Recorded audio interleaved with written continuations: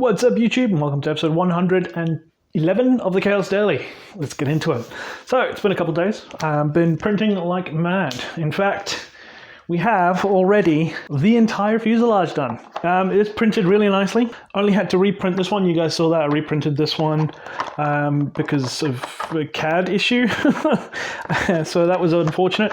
But we've got the hatch, we've got the nose piece. I may or may not reprint the mid section of the fuselage. There's a little bit of a print failure here, but the rest of it printed fine.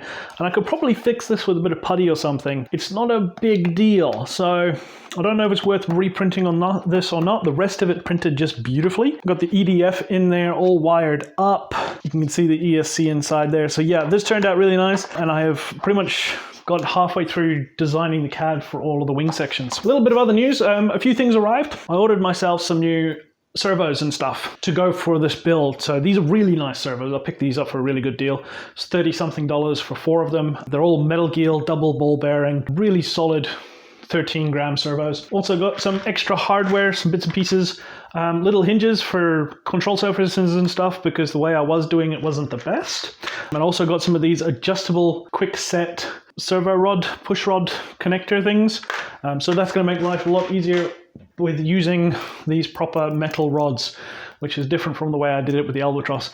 A lot of the issues I had with the Albatross were with the control surfaces binding, the way that I created the hinges, the way that I connected the control surface to the servo and stuff, with a little bit janky, but now that I've got the prop stuff and I'm designing towards that, we should have much better control on this plane. So yeah, just going over some of the aspects of the fuselage, everything printed beautifully. You can see it here laid out with the ESC and the motor battery and everything inside.